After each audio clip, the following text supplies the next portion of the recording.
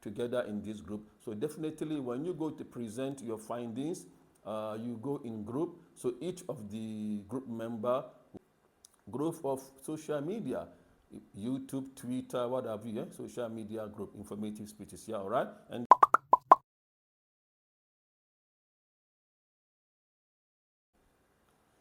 Bismillah ar-Rahman ar-Rahim.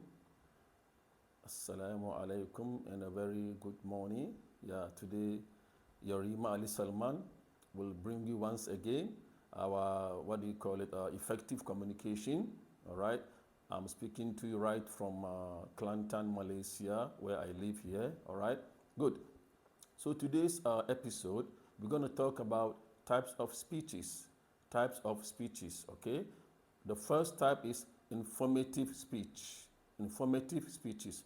These informative speeches, the aim is to promote understanding of an idea or convey a body of related facts. So for example, especially as you all know during the COVID, okay, from 2020 to 2022, we need a lot of information about COVID, yeah. Some information may be false, some may be true. So definitely the ministers or those in charge will always come on the media, right, to give information on the related issue concerning what they call it, COVID-19, okay. So it's also what? Informative speech to promote understanding of COVID-19. What are the causes, or how to avoid it, how to treat it, or how to safeguard yourself from being infected by COVID-19, yeah? So we call that one informative speech, all right? Okay?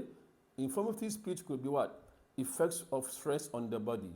Let's say you have a lot of, some people nowadays, due to the economic situation or the pressure in the world now, they suffer from effects. So a specialist in this field, a psychologist or a doctor, will give informative speech about the effects of stress on the body so that we avoid stress, yeah? It could also be growth of social media, YouTube, Twitter, what have you, social media group, informative speeches, yeah, all right? And the next, second part of speech is what we call persuasive speech.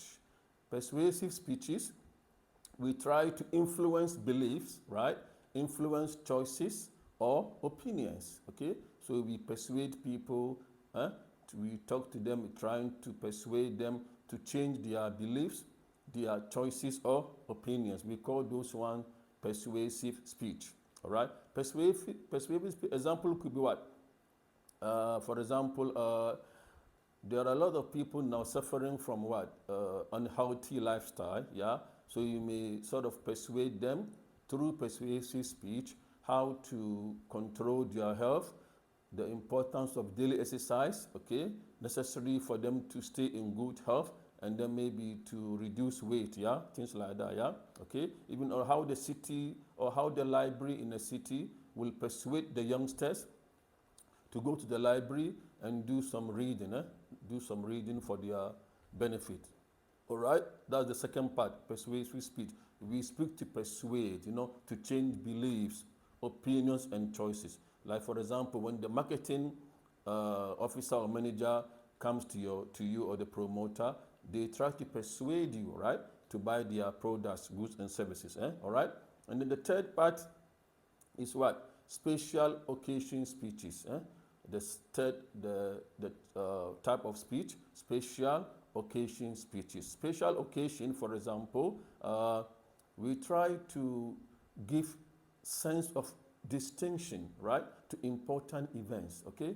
Distinction to show that it's important, it is different, it's of value. For example, weddings, funerals, award ceremonies, okay? In weddings, people may call to talk about the bride, yeah? Okay, special occasion speech. Or maybe award ceremony, people go for a competition, they become the first, second, third, or maybe through the academic, what do you call it? In the program of bachelor's or master's, one of the students emerges as the best student, right? So it's an award ceremony. For example, getting the best public relations student, in my case, in 1996 in UIA, right? It's an, what do you call it? It's a special occasion speech. You may be called to give a speech, to say something, to say a word or two after receiving the award, yeah? Okay, all right, okay? All right. So we also have the fourth part is group speeches. Group speeches. When 3 to 7 people work together to research, right, to organize and present content before an audience, we call them group speech. For example, if let's say you are in a research group, normally research group, the team, you have the PI, the principal investigator, you have another 3 or 4 group members. So you conduct the research together in this group. So definitely when you go to present your findings, you go in group. So each of the group member will talk on certain part of the research, okay? So we call it group speeches, all right?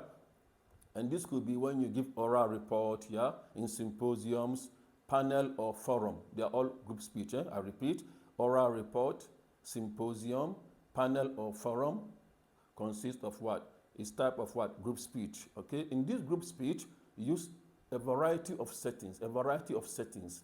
Settings. It could be what? Classroom, office, conference room, boardroom, or community center. Okay, so normally group speeches would be conducted in the place I just mentioned. Yeah, group speech. People in a group, they present an issue because they research the issue together, right? Or they are specialists in the issue. Let's say 3 or 4 specialists. Each of them will come and talk on the issue on certain aspect of it. We call group speeches.